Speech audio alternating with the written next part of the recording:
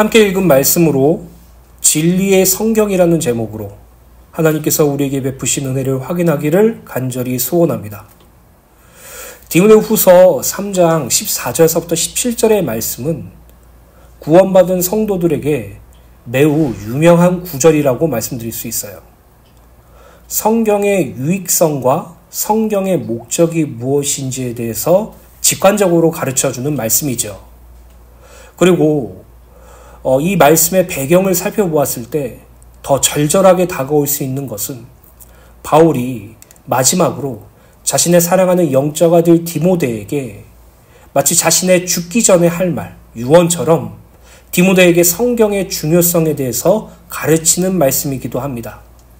사랑하는 주은혜교회 성도 여러분, 성경은요, 그냥 일반 책이 아니에요. 그냥 두꺼운 책도 아니고 오랫동안 지속되어진 책도 아니에요. 성경은요, 진리의 책이에요. 세상은 진리를 구분할 줄 모르기 때문에 하나님을 섬기지도 않고 예수를 구주로 인정하지도 않죠.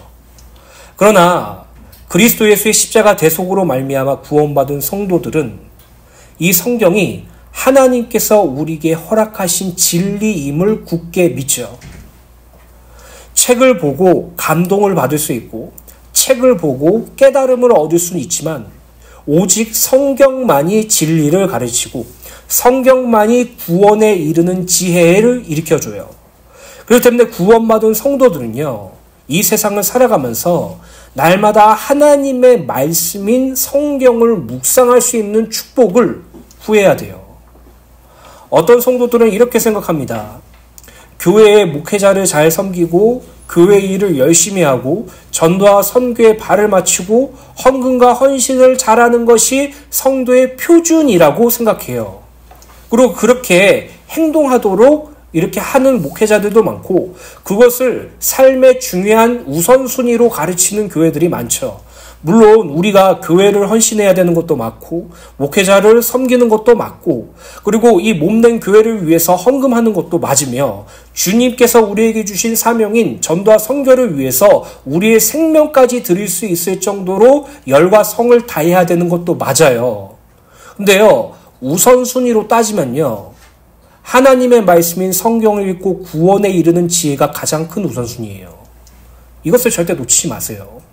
근데 오늘날의 성도들이 왜 성경을 읽지 않을까요? 오늘날의 성도들이 왜 성경 말씀보다 강단에 서는 목회자의 말씀만 듣고 끝날까요? 그 이유는요, 첫 번째로 성경을 신뢰하지 않기 때문이에요. 성경을 신뢰하지 않는다는 말은요, 대부분의 성도들은 성경을 읽을 때 자기에게 문제가 해결을 갈 수 있는 방안이나 어떤 중요한 일을 선택할 때 해결할 수 있는 키로서 성경을 묵상할 때가 많아요.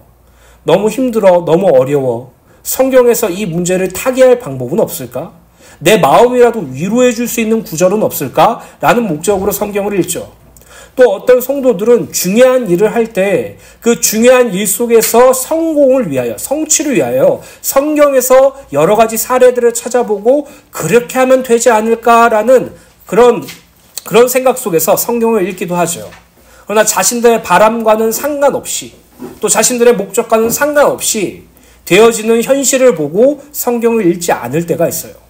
또 어떤 성도들은 성경을 읽을 때 약간의 기대감을 품고 읽어요.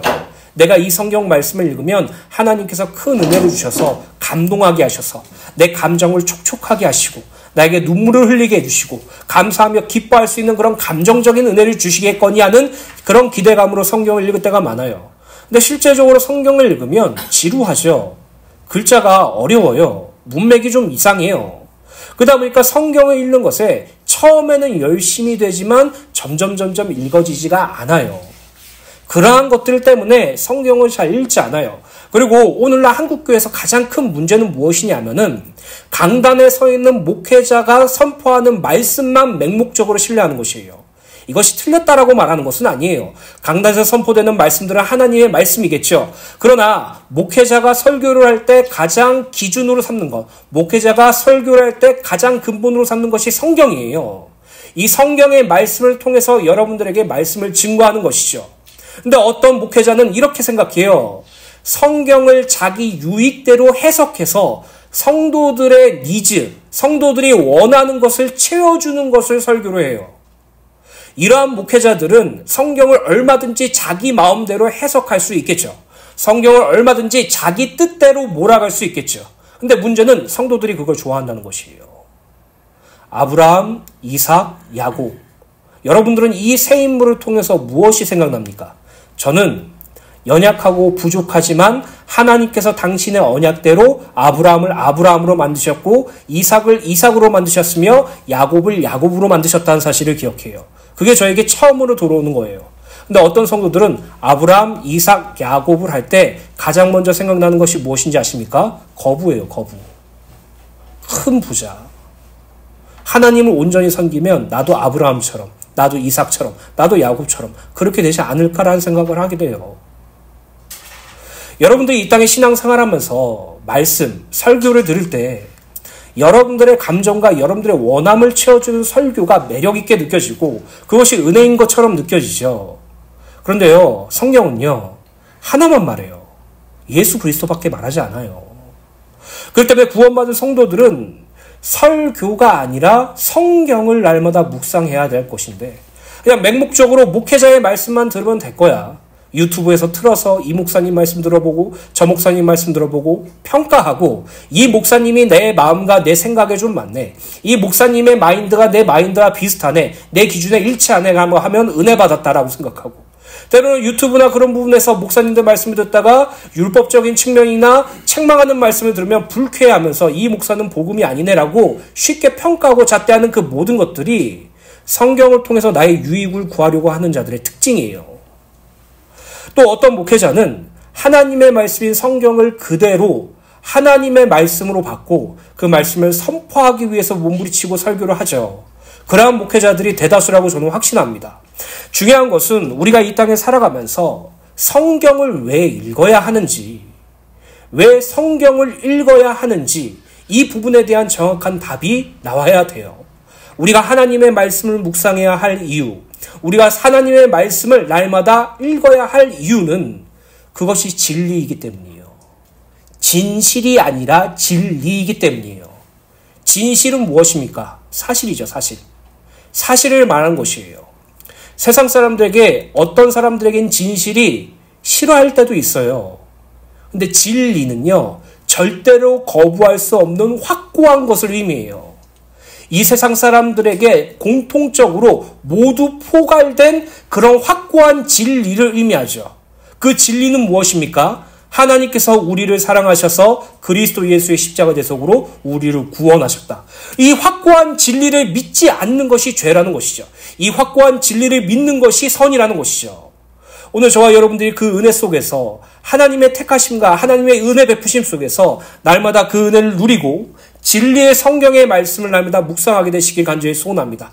성경을 통해서 문제 해결을 모색하지 마세요. 성경을 통해서 여러분들 성공의 길을 찾으려고 하지 마세요. 성경의 여러 사례들을 따라하고 답습하면 나도 저 사람처럼 되겠지라는 알량한 기대감을 품지 마시고요. 성경을 통해서 그리스도를 찾으세요. 성경을 통해서 하나님의 구원을 발견하세요. 성경을 통해서 성령 하나님의 인도하심을 찾으세요. 그것이 성경을 읽는 목적입니다. 베드로전서 1장 24절부터 25절의 말씀을 읽어드리도록 하겠습니다. 그러므로 모든 육체는 풀과 같고 그 모든 영광은 풀의 꽃과 같으니 풀은 마르고 꽃은 떨어지되 오직 주의 말씀은 세세토록 있도다 하였으니 너희에게 전한 복음이 곧 이 말씀이니라.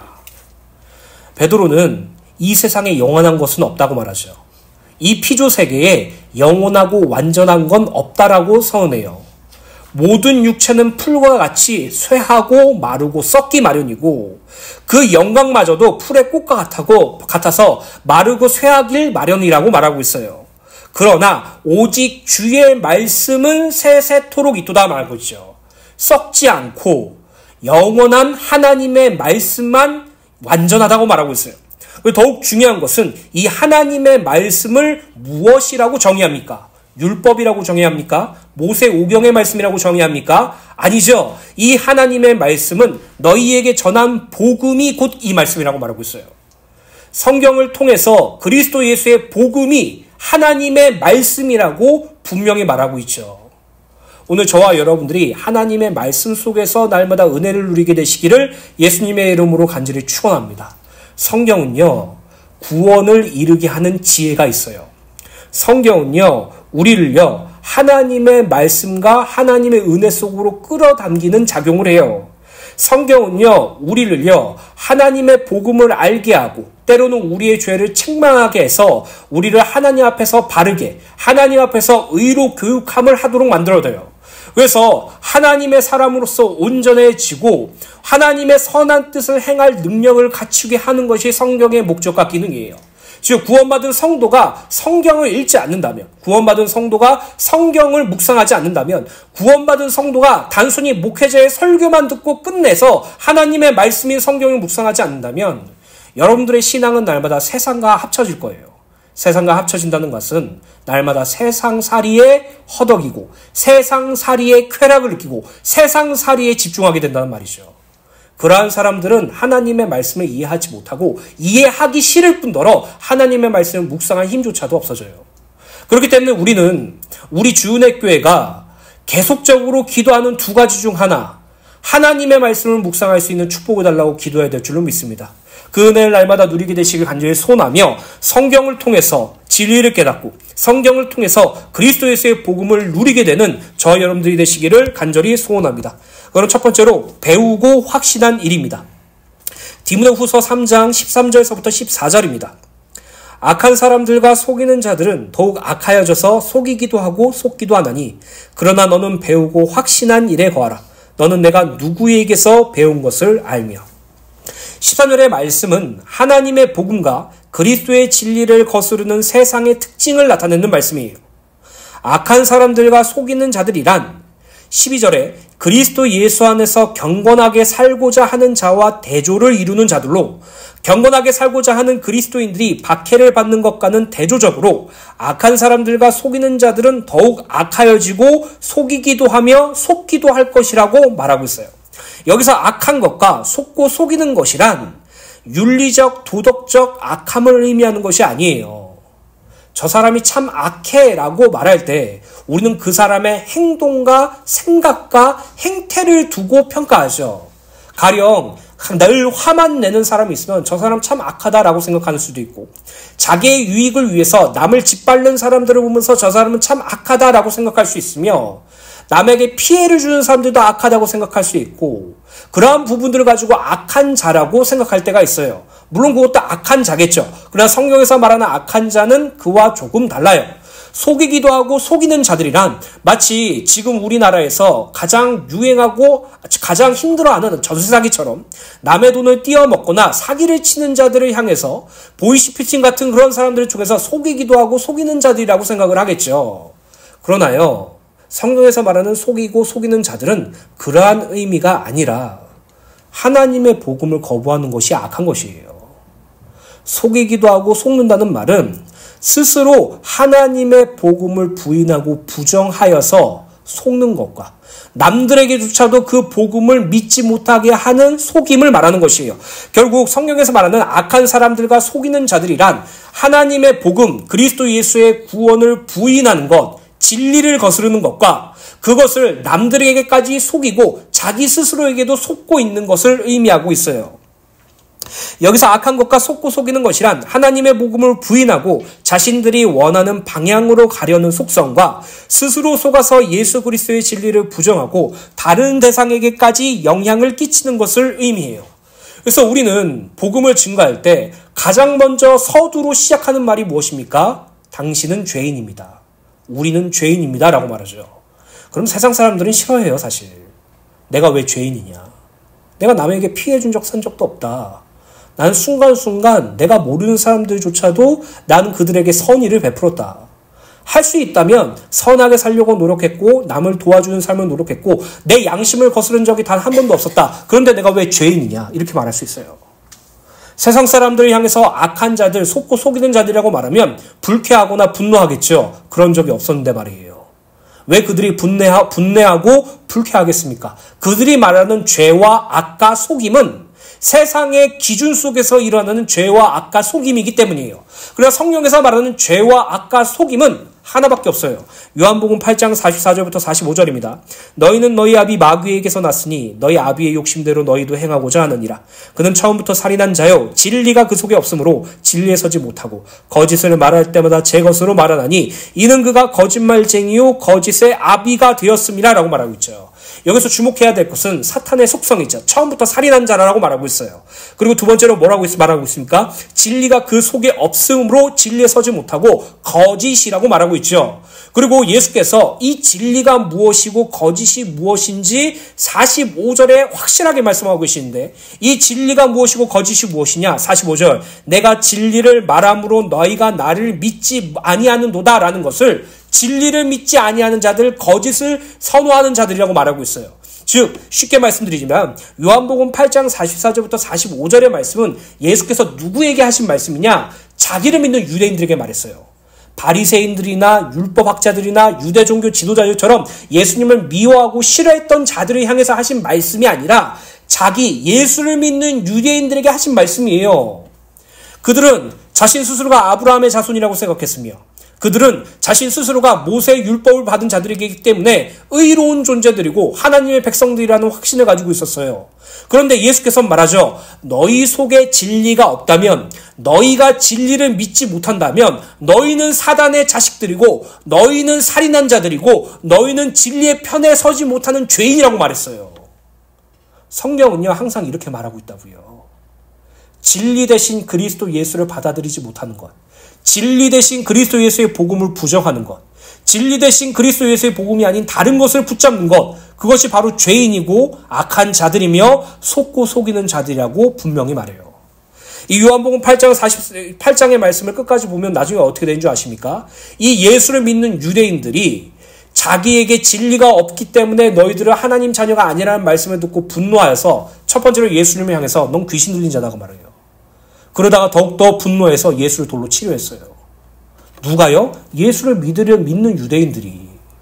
오늘 저와 여러분들이 이 땅에 살아가면서 이 죄된 세상의 특징, 악한 자들과 속고 속이는 자들에 대한 확실한 분별력이 있으셔야 돼요. 하나님을 떠난 자는 죄인이에요. 그리스도 예수의 십자가를 부정하는 자는 다 악한 사람들이에요. 그것이 아닌 다른 길이 구원이 있다고 말하는 자들이 속고 속이는 자들이에요. 그들은 자신이 가지고 있는 생각과 기준이 구원이라고 생각하죠. 그러나 성경은 하나님을 부인하는 것, 그리스도 예수의 십자가 대속을 부정하는 것, 그것을 뭐가 아닌 다른 것을 향해서 달려가는 것을 죄고 악이고 속이는 것이라고 말하고 있어요. 이것에 대해서 날마다 기억하시고 그들에게 온전한 진리가 무엇인지 복음을 증거하는 은혜가 있게 되시기를 간절히 소원합니다. 14절 말씀을 보면 그러나 너는 배우고 확신한 일에 거하라 라고 말하고 있었죠. 그리고 14절에 보면 가장 서두에 그러나로 시작하는데 이는 13절의 내용과 극명하게 대조된다는 사실을 나타내요. 14절에 바울은 디모데에게 배우고 확신한 일에 거하라고 명령해요. 이 세상은 죄된 세상이고 이 세상은 악한 세상이어서 하나님을 거부하고 그리스도 예수의 십자가의 구원을 부인하고 하나님을 떠나는 그러한 세상 속에서 그러나 너는 배우고 확신한 일에 거하라라고 명령하죠. 여기서 거하라라는 부분을 원어로 보면 계속해서 끝까지 머물러 있어야 한다는 것을 의미하고 그리고 배우고 확신한 일이란 바로 진리를 의미해요. 이 진리는 무엇입니까? 예수 그리스도와 그리스도께서 하신 말씀이 바로 진리예요. 예수 그리스도께서 이루신 메시아 사역, 곧 십자가의 구원이 진리고 예수 그리스도께서 십자가 사역을 하시기 전 모든 자들에게 구원을 베푸시기에 주신 그 모든 말씀들이 진리라는 것이죠. 이 진리를 배우고 확신한 일이라고 말하고 그 진리 속에 거하라라고 말하고 있죠. 그 진리 속에 계속해서 거하라라고 말하고 있어요. 이 진리를 배우고 확신한다는 것은 단순히 학습과 암기를 뜻하는 것이 아니죠. 우리가 성경을 많이 읽어서 복음을 깨달을까요? 성경을 많이 읽으면 복음을 깨달을 수 있는 확률은 인간적인 측면에는 있어요. 근데 우리가 성경을 많이 읽어서 복음을 깨닫는 것이 아니라 성경을 읽을 때 진리의 영 대신 성령께서 깨닫게 해주셔야지만이 우리가 복음을 깨달을 수 있어요. 우리가 말씀을 들을 때 말씀을 많이 들어서 복음을 깨닫는 것이 아니라 말씀을 들을 때 우리 안에 계신 성령께서 그 말씀 속에 하나님의 복음을 깨닫게 해주셔야지만이 가능해요. 즉 우리가 열심과 노력과 학습과 공부로 복음을 깨닫고 복음을 누리는 것이 아니라 우리 안에 계신 성령께서 가르쳐 주시고 깨닫게 해주시고 그것을 누리게 해주셔야지만이 가능하죠. 그래서 배우고 확신한 일에 거하라라고 말하고 있는 것이에요. 너희가 배우고 확신한 일을 계속적으로 생각하고 공부하라고 말하는 것이 아니라 거하라라고 말하는 것이죠. 성령 하나님께서 진리를 가르치시고 그 진리가 확신이 되도록 이끄심을 가리키는 거예요. 즉 진리를 배우는 것과 진리를 확신하게 되는 유일한 비밀은 성령 하나님의 역사하심으로만 가능하죠. 그러므로 성도는 오늘이란 시간 속에서 성령 하나님의 도우심으로 로마서 12장 2절의 말씀 곧 이 세대 악한 세상을 본받지 말고 오직 마음을 새롭게 함으로 변화를 받아 하나님의 선하시고 기뻐하시고 온전하신 뜻이 무엇인지 분별해야 할 줄로 믿습니다. 저는 그래서요 말씀을 묵상할 때마다 반복적으로 지속적으로 새롭게 기도되는 것이 바로 성령께 하는 기도예요. 예전에는 하나님만 부르짖고 예전에는 예수님만 부르짖었거든요. 근데 제 삶 속에서 저를 실질적으로 복음 가운데로 이끌고 하나님의 뜻을 알고 그 속으로 끌어당겨 주시며 진리를 알고 진리 가운데로 인도해 주신 분이 성령이심을 확신하기 때문에 성령 하나님께 간절히 기도해요. 말씀 속에서 하나님을 알게 하시고 성경을 읽는 것 속에서 복음을 누리게 하여 주시옵소서. 날마다 기도하게 됩니다. 오늘 여러분 안에 계신, 여러분 안에 거하시는 성령 하나님께 날마다 복음을 알게 하시고 하나님을 아는 것을 잘하게 해달라고 기도하는 은혜가 있게 되시길 간절히 소원합니다. 요한복음 16장 13절에서부터 15절 말씀 공동번역 성경으로 읽어드리도록 하겠습니다. 그러나 진리의 성령이 오시면 너희를 이끌어 진리를 온전히 깨닫게 하여 주실 것이다. 그분은 자기 생각대로 말씀하지 않고 들은 대로 일러주실 것이며 앞으로 다가올 일도 알려주실 것입니다. 요한복음 16장 13절 말씀을 기억하세요. 진리의 성령이 여러분들 안에서 진리를 온전히 깨닫게 해주신다고요. 지금 제가 반복적으로 1대지에서 말하고 있는 것이 무엇입니까? 우리가 배우고 확신한 일이 무엇이냐고 말하고 있죠. 우리가 배우고 확신한 일이 무엇이라고 말씀드렸죠? 진리라고 말하고 있죠. 이 진리는 무엇을 의미합니까? 예수 그리스도, 꼭 그분의 십자가 대속사역과 그분이 하신 말씀들이라고 말하고 있어요. 이 예수님의 십자가 대속사역, 구원과 예수님께서 우리에게 가르쳐 주신 모든 말씀, 그 진리를 깨닫게 해주시는 분이 누구라고요? 성령 하나님이라고요. 여러분들 안에 계신 성령 하나님이라고요. 그 성령 하나님께 기도해야 되는 것이 마땅하겠죠. 계속해서 14절부터 15절입니다. 또 그분은 나에게서 들은 것을 너희에게 전하여 나를 영광스럽게 하실 것입니다. 영광스럽게 하실 것이다. 14절의 말씀에 뭐라고 말했죠? 그리스도의 말씀을 너희들에게 전하여 하나님을 영광스럽게 하겠다고 말하고 있죠. 예수 그리스도께서 하신 말씀을 누가 기억하게 하시고 예수 그리스도께서 하신 말씀을 누가 깨닫게 해주신다고요? 성령께서요. 십자가의 구원과 그 말씀을 깨닫게 해주시는 그 주체가 성령 하나님이시고 그것을 통하여 무엇을 결과로 이끌어간다고요? 하나님을 영광스럽게 할 것이라고요. 15절에 아버지께서 가지고 계신 것은 모두 다 나의 것이다. 그래서 성령께서 내게 들은 것을 너에게 알려주시라고 내가 말했던 것이다 라고 말하고 있어요. 우리는 1대제의 말씀을 통해서 배우고 확신한 일이 무엇인지 확실하게 알았어요. 그것은 무엇입니까? 하나님의 복음 예수 그리스도 곧 진리죠. 이 진리 안에 지속적으로 거하는 방법도 확실하게 알게 됐어요. 우리가 진리 안에 계속적으로 지속적으로 거할 수 있는 방법, 오늘이라는 시간 속에서 날마다 진리를 누리고 깨달을 수 있는 방법은 성령님의 도우심으로만 가능해요. 성령님의 역사심으로 가능해요. 그래서 여러분 성령의 인도를 여러분들이 문제없이 좋은 일만 생기는 것을 성령 인도라고 생각하지 마세요. 성령의 충만을 여러분들이 감정적으로 충만해주고 어떤 신비적인 체험을 통해서 단순히 전도할 수 있는 도구로만 생각하시면 안 돼요. 성령의 인도는요, 우리 삶 속에서 그리스도가 어떤 분이신지 알고 하나님의 구원을 깨닫고 그 뜻대로 사는 것이 성령의 인도고요. 성령의 충만함은요, 우리 마음과 심령 속에 성령께서 역사해 주셔서 예수를 주와 그리스도로 고백할 수 있는 것이 성령의 충만이에요. 그것을 날마다 구해야 될 줄로 믿습니다. 오늘 저와 여러분들이 날마다 성령 하나님께 기도하는 저와 여러분들 되시기를 예수님의 이름으로 간절히 축원합니다. 두 번째로 구원에 이르는 지혜입니다. 디모데후서 3장 15절입니다. 또 어려서부터 성경을 알았나니 성경은 능히 너로 하여금 그리스도 예수 안에 있는 믿음으로 말미암아 구원에 이르는 지혜가 있게 하느니라. 15절을 보면 디모데가 어려서부터 성경을 알았다고 말하고 있죠. 디모데후서 1장 5절을 보면 디모데의 외조모, 외할머니인 로이스와 모친, 어머니인 유니게를 통하여 진리를 배우고 믿음을 얻었다고 기록되어 있어요. 이는 디모데가 어린 시절부터 현재까지 지속된 생애 속에서 성경과 진리를 알고 누리고 있다는 사실을 밝히고 있죠. 어려서부터 복음을 알고 어려서부터 성경을 알았다는 사실을 밝히고 있어요. 여러분, 우리 교회에, 한국 교회에 이러한 기조가 있어요. 그것은 무엇이냐 하면 이 땅에 살아가면서 어떤 부모가 부모 때부터 예수를 믿었던 자들은 자녀가 틀리다. 이런 부분들이 있죠. 또는 홀로 신앙생활하는 사람들은 그 신앙이 연약하다. 이러한 기조들이 있어요. 그러한 양상이 있을 수도 있겠죠. 그러나 그게 절대적인 진실은 아니에요. 그 이유는 무엇이냐 하면 하나님께서 여러분들에게 성령을 허락해 주셨기 때문이에요. 부모의 안배와 도움과 부모의 열성으로 자녀의 신앙이 자란 것이 아니라 하나님께서 그들 성령을 통해서 여러분들을 자라게 하신다는 것이죠. 그러나 우리가 이 땅에 살아가면서 무엇이 진리고 무엇이 하나님께서 허락하신 축복인지 아는 자들이라면 우리 자녀들에게 무엇을 전달해야 될지 너무나도 명확해지겠죠. 저는 2아이의 자녀를 갖고 있어요. 여러분들도 후에 결혼을 하거나 결혼을 했다면 자녀를 가지게 되겠죠. 그럼 여러분들이 부모가 된다면 자녀들에게 무엇을 물려주시겠습니까? 자녀에게 또 무엇을 바라야 할까요?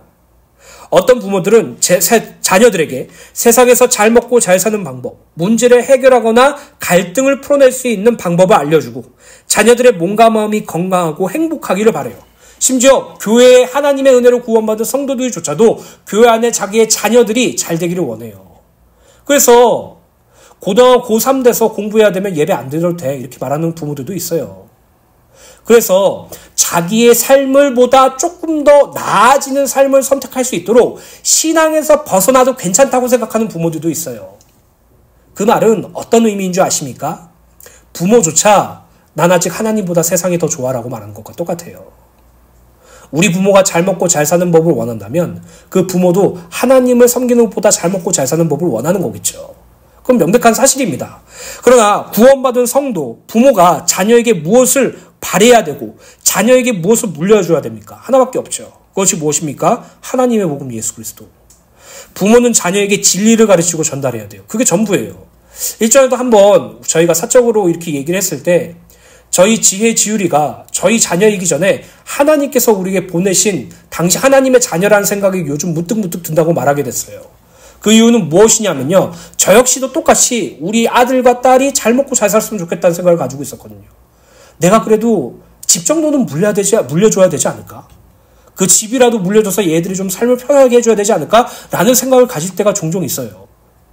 근데 저 아이들이 홍준석, 김사랑의 아들, 딸이 아니라 하나님께서 창세전부터 예비하신 영혼이고 구원받은 하나님의 자녀라는 생각이 들 때부터 이들에게 전해줘야 될 건 복음밖에 없어요. 세상살이에서 친구들과 잘 지내는 법, 세상살이에서 잘 먹고 잘 사는 법, 물론 중요하겠죠. 근데 자녀들에게 증거해야 될 것은 복음밖에 없어요. 예수 그리스도 구원밖에 없어요. 그래서 여러분들이 나중에 결혼하시거나 자녀를 준비하시게 된다면 그들이 윤택한 삶보다 하나님의 복음을 알고 누리는 것에 집중할 수 있도록 그 은혜를 간구하는 은혜가 있게 되시길 간절히 소원합니다. 신명기 6장 4절부터 7절 말씀, 현대인의 성경입니다. 모세가 이스라엘 백성들에게 계속적으로 반복적으로 가장 중요하게 한 말씀 중 하나예요. 여러분 잘 들으십시오. 우리 하나님 여호와는 단 한 분밖에 없는 여호와이십니다. 여러분은 마음을 다하고 정성을 다하고 힘을 다하여 여러분의 하나님 여호와를 사랑하십시오. 그리고 오늘 내가 여러분에게 전하는 이 말씀을 언제나 잊지 말고 여러분의 자녀들에게 부지런히 가르치십시오. 여러분은 집에 있을 때나 길을 갈 때나 잠자리에 들 때나 아침에 일어날 때나 이것에 대하여 항상 이야기하십시오. 자녀들에게 무엇을 가르치라고 말하고 있어요? 자녀들에게 집에 있을 때나 길을 갈 때나 잠자리에 들 때나 아침에 일어날 때나 이것에 대해서 항상 이야기하라는 그 내용이 무엇이에요? 몸을 다하고 마음을 다하고 정성을 다하고 힘을 다하여 주 하나님을 사랑하라는 것이에요. 오늘 저와 여러분들이 자녀를 키울 때 그리스도의 예수의 복음을 전달하는 언약 전달자의 축복을 누리게 되시길 간절히 소원합니다. 15절의 말씀은 단순히 디모데가 어려서부터 성경을 알았다라는 말씀을 말하는 것이 아니죠. 디모데가 어려서부터 성경을 알고 그 성경의 기능과 목적에 대해서 설명하고 있는 것이에요. 15절에서부터 17절의 말씀은 성경의 영감성 및 성도들에게 주는 유익이 무엇인지 밝히는 매우 유명하고 중요한 구절이죠. 그중 15절에 디모데가 알았던 성경이란 문자적인 의미로는 거룩한 책, 거룩한 문서로 구약 성경을 가리켜요. 여러분, 이 당시 초대교회 시절 때는 신약 성경이 없었어요. 구약 성경밖에 없었어요. 구약에 있었던 성경을 가지고 바울이 말하고 있는 것이에요. 지금은 우리가 구약과 신약이라는 성경을 가지고 있었지만 그 당시에 신약이라는 것은 존재하지 않았어요. 서신들이 있었을 뿐이죠. 그 서신들을 읽고 그들이 그것을 통해서 말씀을 깨달았을 뿐이지 실제적으로 신약이 기록된 것은 초대교회가 아니었다는 것이죠. 이 구약 성경이 그리스도 예수를 믿는 믿음을 통하여 구원을 이루는 지혜를 준다고 말하는 것이에요. 어떤 성도들은 이렇게 생각합니까? 구약 성경보다 신약 성경이 우월하다, 이렇게 생각할 때가 있어요. 신약 성경은 그리스도 예수께서 하신 공생의 사역에 대한 역사와 그들의 구원 사역과 그리고 많은 사도들의 말씀이 있기 때문에 신약 성경만이 구원을 설명하는 가장 적절한 말씀이며 구약은 그보다 떨어진다라는 생각을 할 때가 있어요. 근데 바울은 말하죠. 구약 성경, 이 성경은 너희로 하여금 그리스도 예수 안에 있는 믿음으로 말미암아 구원에 이르는 지혜가 있게 한다고요. 여러분, 구약이든 신약이든요, 하나만 말하고 있다는 것이에요. 그리스도 예수. 구약의 그 수많은 역사, 아브라함 때부터 그들이 멸망하여서 다시 회복되는 그때까지, 또 구약의 여러 가지 선지사, 그 역사서들과 구약시대 때 주신 하나님께서 그 모든 말씀들이 그리스도 예수를 가리킨다는 것을 확정적으로 말하고 있죠. 이 시편 19편 7절을 보면 여호와의 율법을 완전하여서 영혼을 소생케 한다고 말하고 있어요. 시편 119편 166절을 보면 주의 구원을 갈망하며 주의 계명들을 지킨다고 기록되어 있죠. 구약이든 신약이든 성경은 오직 구원만을 증거한다는 것이에요. 그렇다면 우리는 한 가지 중요한 질문을 해보아야 하는데요. 그것은 바로 구약 성경으로 어떻게 구원에 이르는 지혜를 얻을 수 있는가라는 점이에요. 아브라함을 보면서 하나님의 구원을 계속적으로 발견하기는 어렵죠. 이삭을 통해서, 야곱을 통해서, 또 성경의 여러 가지 하나님께서 말씀하신 선지자들에게 말씀하신 그 말씀을 통해서 어떻게 구원에 이르는 지혜를 확인하고 구원에 이르는 지혜를 얻을 수 있겠습니까? 라는 점이에요. 그 다음은 바로 그리스도 예수 안에 있는 믿음이에요. 즉 예수 그리스도 안에 있는 믿음이라는 안경을 통해서 구약 성경을 바라볼 때 구원에 이르는 지혜를 얻게 되는 것이에요.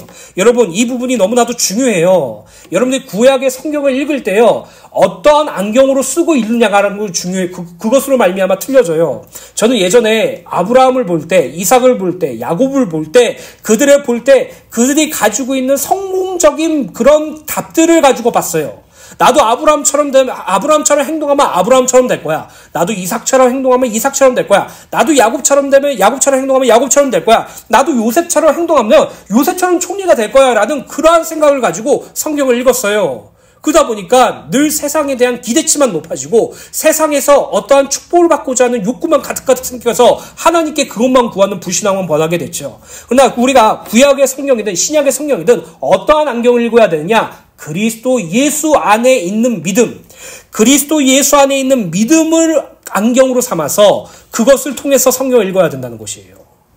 오늘 저와 여러분들이 예수를 믿는 믿음 안에서 성경을 읽는 은혜가 있게 되시길 간절히 소원합니다. 오늘 여러분들이 성경을 묵상할 때 이렇게 기도하세요. 하나님, 그리스도 예수를 믿는 믿음으로써 이 성경을 볼 수 있도록 도와주시옵소서. 그래서 이 성경에 하나님께서 우리에게 허락하신 진리가 무엇인지 발견할 수 있도록 도와주시옵소서. 그런 자들에게 저는 확신합니다. 구원에 이르는 지혜가 이룰 것이에요. 성경을 볼 때마다 날마다 성삼위 하나님의 구원이 무엇인지 알고 거기에 감격하고 기뻐서 하나님께 영광과 찬양을 돌릴 수 있는 그 축복을 얻게 될 줄로 믿습니다. 그래서 극단적으로 말하면 그리스도 예수가 없는 성경은 아무런 가치가 없어요. 이 성경 속에 예수 그리스도가 없다면 이 성경은 아무런 가치가 없어요. 극단적으로 말하면 이 성경 속에 그리스도 예수의 구원을 발견하지 못하면 그냥 한 가지의 서적일 뿐이에요. 오늘 저와 여러분들이 그리스도 예수 안에 있는 믿음으로 말미암아 성경을 통해서 구원을 이루는 지혜가 있게 되시기를 예수님의 이름으로 간절히 소원합니다. 오직 예수 그리스도 안에 있는 믿음을 소원한 예수 그리스도 안에 있는 믿음을 소원한 자만이 성경을 통하여 죄를 깨닫고 죄 사함을 깨달으며 창세전부터 예비하신 하나님의 구원을 온전하게 깨달을 수 있어요. 그러므로 성도는 골로새서 3장 16절의 말씀대로 오늘이라는 시간 속에서 날마다 그리스도의 말씀으로 우리를 풍성하게 해야 돼요. 하나님의 말씀이 우리 안에 풍성하게 거해야 돼요. 성경을 읽든지 성경을 듣든지 성경을 묵상하든지 그 모든 삶 속에서 그리스도의 말씀이 풍성하게 되는 예배적 축복을 누려야 되죠. 모든 지혜를 서로 가르치고 권면하며 단순히 우리가 만나서 재밌는 얘기, 좋은 얘기, 즐거운 것들을 하는 것도 중요하지만 하나님의 말씀으로 풍성한 자들은 하나님의 말씀으로 교제하고 포럼해야 되겠죠. 그리고 시와 찬미와 영적인 노래를 부르며 감사하는 마음으로 하나님을 찬양하는 그 은혜가 있어야 돼요. 오늘 저와 여러분들이 하나님의 말씀으로 풍성해지기를 축원합니다. 이 하나님의 말씀으로 풍성해져서 그리스도 예수 안에 있는 믿음으로 말미암아 구원에 이르는 지혜가 있는 그 은혜가 있게 되시길 간절히 소원합니다. 그래서 원색적으로 말씀드릴게요. 여러분들이 성경을 읽고 싶어졌어요. 여러분들이 성경을 듣고 싶어졌어요. 그래서 유튜브를 통해서 성경을 듣거나 말씀을 통해서 한 구절이라도 말씀을 묵상했는데 나를 구원하신 하나님이 반응하게 되고 예수 그리스도의 십자가 대속이 무엇인지 경험하게 된다면 축하합니다. 여러분들 최고의 축복을 누리게 된 거예요. 성경의 목적, 하나님께서 정하시고 하나님께서 유치하신 그 목적과 기능이 그대로 여러분들 삶에 성취된 것이에요. 어떤 성경을 읽든 그 말씀 속에서 하나님이 나를 구원하셨다는 사실을 발견한다면, 어떤 성경이든 그 말씀을 통해서 예수님이 나의 구원자 되신다는 사실을 발견한다면 그것만큼 큰 축복이 없어요. 그래서 여러분 좀 주관적인 입장으로 여러분들에게 권면드립니다. 제발 그만 설교 들으시고 성경 들으세요. 제발요. 어떤 목회자의 말씀 듣지 마시고 어떤 강사의 말씀을 먼저 들리지 마시고 성경을 읽으세요. 여러분들의 감정과 생각에 깨달음이 없고 여러분들의 감정에 촉촉함이 없다고 할지라도 그 성경 말씀은 여러분들 안에서 쌓이고 쌓여서 성령 하나님께서 기약하신 때에 터뜨리세요. 감당하지 못할 그 은혜를 허락하세요. 그것이 성경이에요.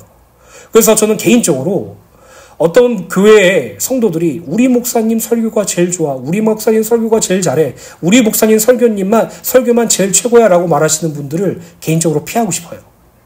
그들은 사람 따라고 따라다니는 자들이라고 전 생각하기 때문이에요.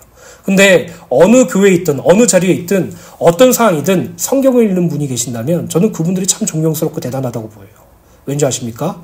그리스도 예수를 믿는 믿음 안에서 구원에 이르는 지혜를 이루는 과정 속에 있는 자들이기 때문이에요. 여러분, 율법적으로 들으실 수 있어요. 근데 율법적이 아니라 생명이에요. 성경을 읽는 것은요. 오늘 저와 여러분들이 하나님의 말씀인 복음, 이 성경, 진리의 성경의 말씀을 날마다 묵상하여서 그리스도 예수 안에 있는 믿음으로 말미암아 날마다 구원에 이르는 지혜를 성취하시기를 예수님의 이름으로 간절히 축원합니다. 요한일서 1장 1절부터 2절 말씀 세 번역입니다. 이 생명의 말씀, 그리스도 예수의 복음, 구원에 이르는 지혜, 이 말씀 모두 다 예수 그리스도를 의미하죠. 이 글은 생명의 말씀에 관한 것입니다. 이 생명의 말씀은 태초부터 계신 것이요, 우리가 들은 것이요, 우리 눈으로 본 것이요, 우리가 지켜본 것이요, 우리 손으로 만져본 것입니다. 이 생명이 나타났습니다. 우리는 그것을 보았습니다. 그래서 우리는 이 영원한 생명을 여러분에게 증언하고 선포합니다. 이 영원한 생명은 아버지와 함께 계셨는데 우리에게 나타나셨습니다. 오늘 저와 여러분들이 이 성경의 말씀을 날마다 누리는 은혜, 하나님의 말씀 대신 그리스도 예수를 날마다 발견하는 은혜, 진리의 성경을 통해서 구원에 이르는 지혜를 이끄는 그 은혜가 여러분들 삶 속에서 항상 일어나게 되시길 예수님의 이름으로 축원합니다. 3대지와 4대지는 다음 주 주일날 하도록 하겠습니다. 제가 개인적으로 이 말씀을 매우 중요하게 생각하기 때문에 여러분들이 한 주간 동안 원고를 참고하시고 이 말씀을 묵상하시면서 함께 성령의 중요성과 성경을 묵상하는 축복이 있게 되기를 간절히 소원합니다.